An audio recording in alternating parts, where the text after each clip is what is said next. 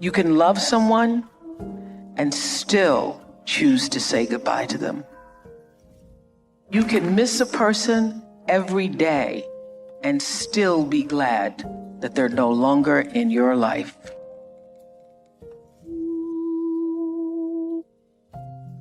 If somebody want to walk out of your life, let them go. Especially if you know you done everything you can do, you done sat around and been the best man or the best woman you could be, and they still want to go, let them go. Whatever they're running after, they'll see what they had in a minute, but by then it's going to be too late. Because you'll sit there and you'll go. Because half these people you be sitting around crying about it, worry about 2-3 years from now, you ain't going to even remember their last name. Letting go can make you unstoppable. I know because I let go of a relationship and reclaimed my life. And I know that letting go can create the best of change for each and every one of you. Sometimes you just gotta accept that certain things will never go back to how they used to be, because certain people will never go back to who they used to be in your life. Sometimes you just gotta wake up and realize that what you're holding on to just doesn't exist anymore. And the more you can accept what is, the less you'll be controlled by what was. You gotta stop hanging on to someone who has let go of you. Stop losing yourself to someone who has already left you. Forget trying to find closure. Forget trying to find understandings to their reasons. Forget trying to see if they're happy in their new relationship. Stop focusing on them and start focusing on you. Let folks go, son. Some people come in your life for a lifetime, some come for a season. You got to know which is which. And you're going to always mess up when you mix them seasonal people up with lifetime expectations. You can't, they got people that done got married with people they was only supposed to be with for a season. They done got married to people they only supposed to be with for a season and wonder why they're having so much hell in their life.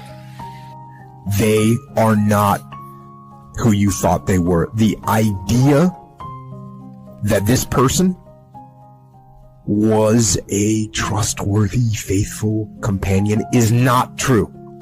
It is not true. That person does not exist. They didn't exist and they don't exist. It was in your head. It was in your head that this person was trustworthy and they were everything you wanted them to be and they were a faithful companion. That is a lie. They are not that person. They have proved it. They have proved it by their actions. So, move on, and at the risk of sounding callous, get over it.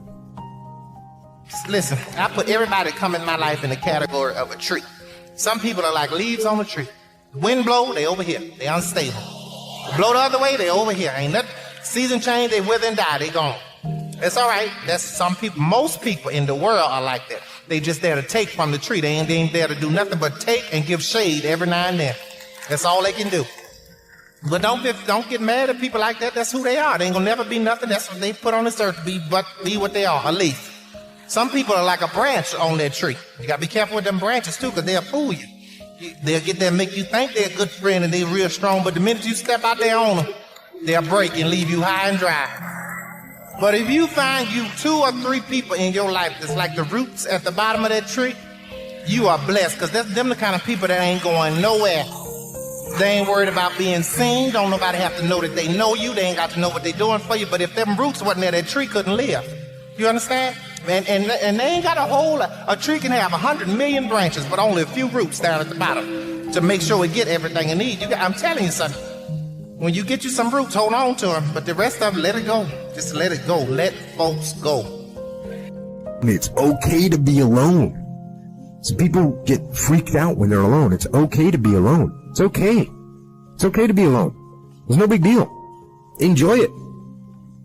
Do something productive and build that trust up in yourself. Look back at the situation, learn from it. We do that. It's an post-operational debrief. Oh, you've put too much trust in somebody? Cool. They broke your heart? All right, roger that. Let's see. What were the steps? What should I have recognized? How many times did I say, well, they didn't call me, but it's probably just because their phone was out of battery. No. Once your phone runs out of battery once, okay, you don't let it happen again, right? So you start seeing those red flags, see the mistakes that you made. And then look for them next time around, because you deal with people all the time that they made mistakes the first run, They go back and they make the same mistakes the second run. They go back and make the same mistakes the third run. That's when you got to start blaming yourself on your situation. That's why I said you got to build a relationship with yourself. You got to learn yourself. You got to learn to trust yourself.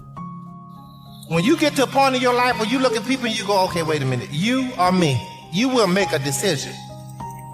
Because when you telling folks to do something, and I never throw nobody away. I've never in my life just thrown nobody away. Just say, look, don't bother me no more. Don't talk to me. I've never done that. What I do is I tell you, say, look, this thing you doing right here, that's going to cause a problem. You need to fix that. Because if we're going to be friends, we're going to be cool, you got to fix that.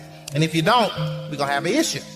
If you see somebody fix it or they even trying to fix it, that's somebody that care. Keep them people around. That's a leaf that's trying to grow up and be something else. You understand? But if you tell somebody that what you're doing is hurting me and I need you to stop it and they keep doing it, they don't care, move on, let them go. No matter how much it hurt, let them go. And it'll get easier, I promise you, every day it'll get easier and easier and easier, but you just got to make it through. You hear me, sonny? And see, you got to learn how to be by yourself, son. People have to learn how to be alone. I don't understand all these people, I need somebody. Lord, where's my man? Lord, where's my woman? That is crazy as hell. If you don't know how to be by yourself, what you going to do with somebody else? Moving on is less about what you're moving on to and more about what you're moving on from. Okay? It is less about what you're moving on to. Some of us, we stay stagnant. We settle for less. We stay in a situation that isn't good for our life. We stay in a job. We stay in a relationship. We stay in a friendship.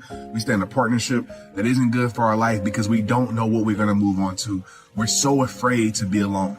We're so afraid to go on that journey without, because a lot of us, that's all that we know. We've been codependent on that situation. For me, I was codependent on football. There's relationships in my past that I was codependent on, and I would rather settle for a little bit and settle for less than actually move on with my life. Some of us, we're so afraid to be alone.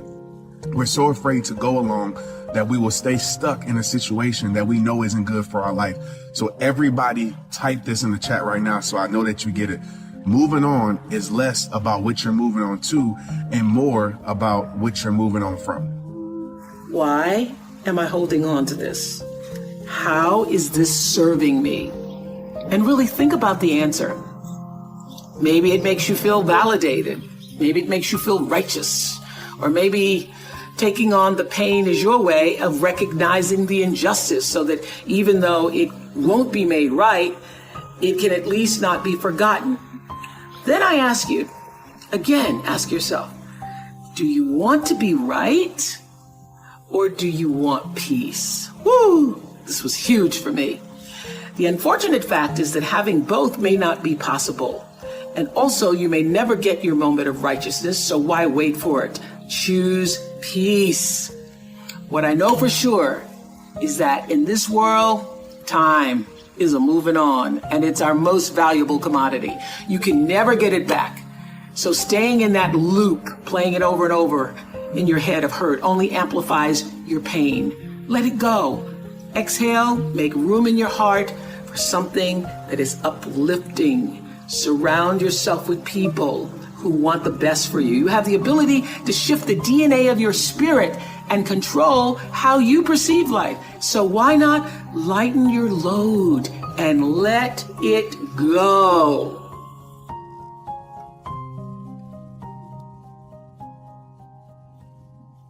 People who love you don't treat you badly. Love doesn't hurt. It's supposed to feel good.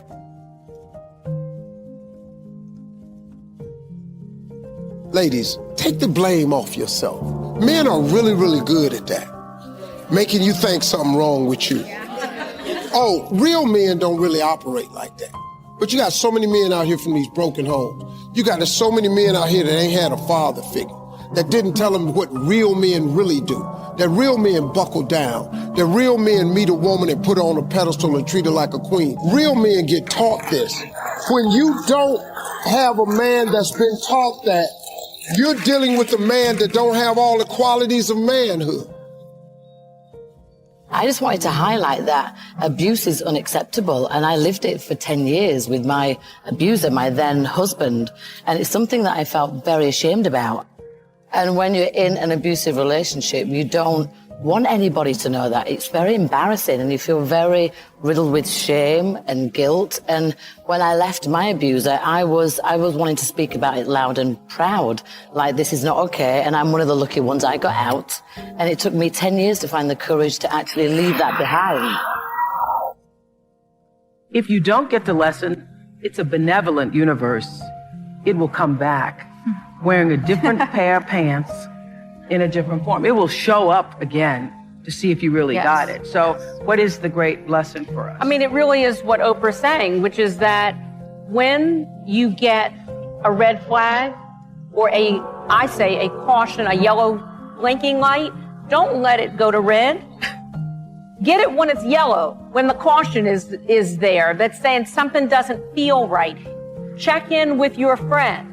Ask them what they think about who you're with. And I'll tell you something, we don't want to do that.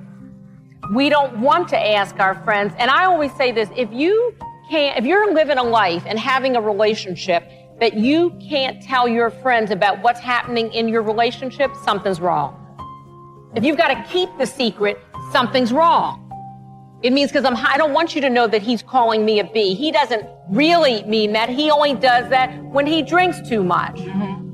He's not really an alcoholic. That only is because he was stressed last week. Well, last week turns into every kind of day. So part of it is, again, gathering a community, and I call it a truth commission. I have a truth commission in my life. Folks who will tell me the truth even when I don't want to hear it.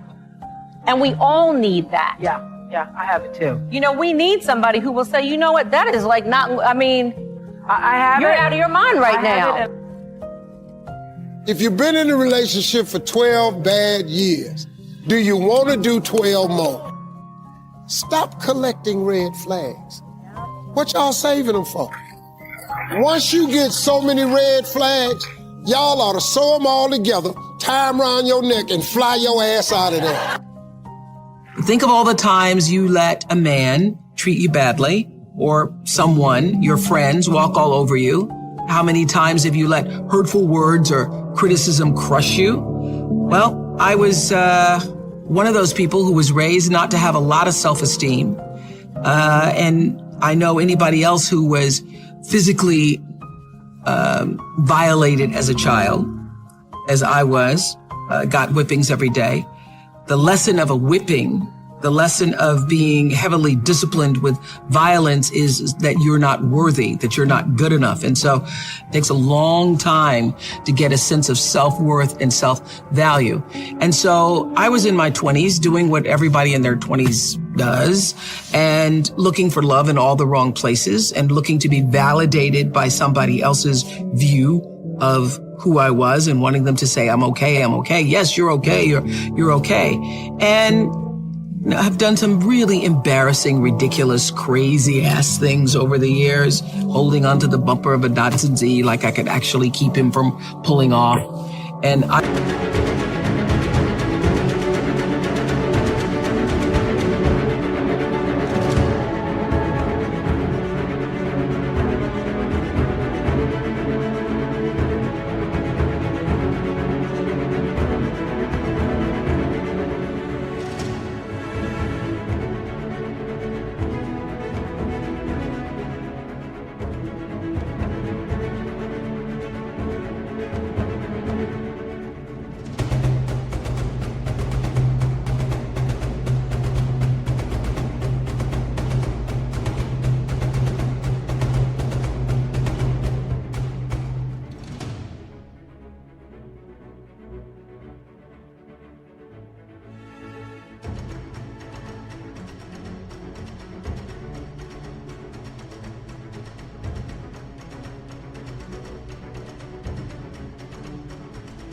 remember one time he had left and slammed the door on my hand, and I had, just like a lot of women, had the barrier of, well, you can say anything to me, but you cannot hit me.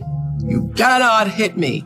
He didn't hit me, but the door slammed on my hand, and I thought, well, that's coming close. That's coming very close. And I remember the door slamming on my hand, falling to the floor, and in front of me was a mirror. And I saw myself on the floor. with my hand now bruised and thinking, I have become the woman that I watched my cousin Alice be my whole life as a kid. The only difference is that I'm battered in spirit, and the next step is going to be, who knows? So lying there on the floor is the moment I made that decision that I have now become a woman that I never imagined myself to be, and I got to figure out how to get myself out of this. And that was the beginning of the lesson, which is I'm hoping happens to you tonight. Frequent breakups and makeups, high highs and low lows. As tension rises, so does volatility. Tearful, frustrated fights followed by emotional makeups. Hateful and hurtful comments like, you're worthless, I'm not even sure why I'm with you. Followed quickly by apologies and promises it will never happen again. By this point, you've been so conditioned to this relationship roller coaster that you may not realize how unhealthy and maybe even dangerous your relationship has become. It can be really hard to see when unhealthy love turns towards abuse. But it's fair to say that the more of these markers your relationship might have, the more unhealthy and maybe dangerous your relationship could be. And if your instinct is to break up and leave, which is advice so many of us give our friends when they're in unhealthy relationships, that's not always the best advice. Time of breakup can be a real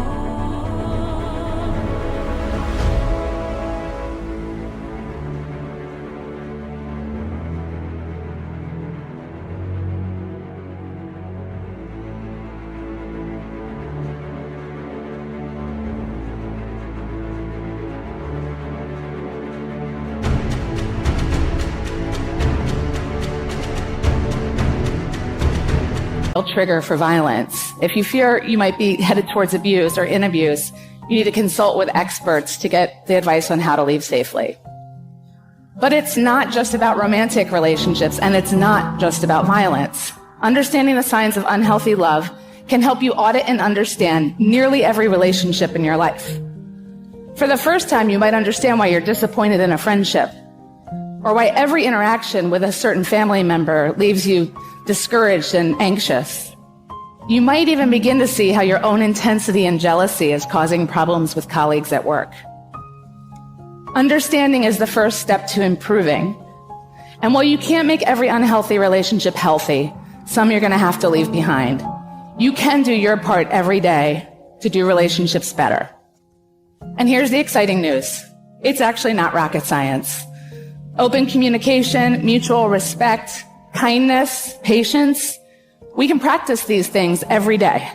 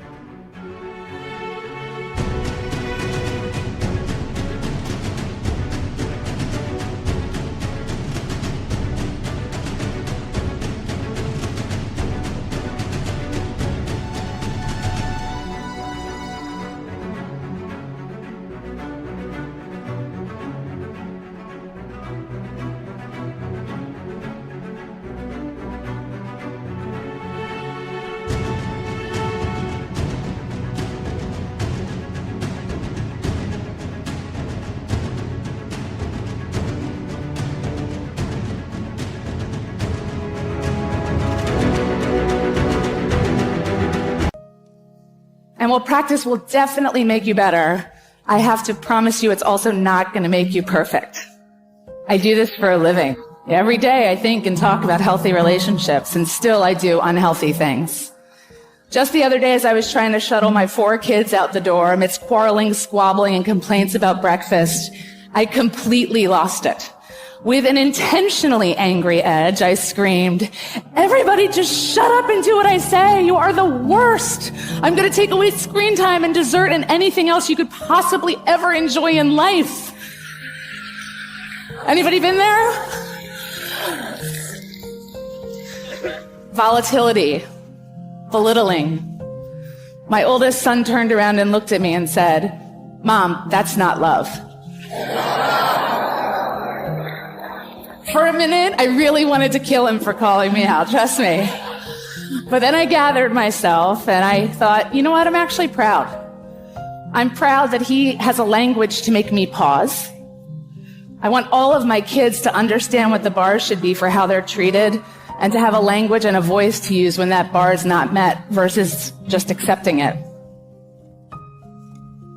If you're going to be successful in life, you got to understand that there is a sense of urgency, that there are only 86,400 seconds in a day. And you got to not only operate in them, you got to do it quick. You got to do it fast. You got to do it in a hurry. Why? Because there's somebody else who's on the same track you on. Somebody else, they're on the same path that you on. It's somebody else just like you trying to do it. And sometimes they're working just as hard as you're working. They're putting in just as much sweat, just as much tears, just as much blood. But you just got to do it what? You got to do it faster than they do it. You got to do it quicker than they do it. You have greatness within you. You have the ability to do more than you can ever begin to imagine. See, I believe that anybody through observation and practice can perform at the level of excellence. But when you're pursuing your greatness, you don't know what your limits are, and you act like you don't have any. So I say to you, you have something special. You have greatness within you. That's why I wake up at 3 o'clock in the morning, because if you're getting up at 6, you might be smarter than me. You hear me? You might.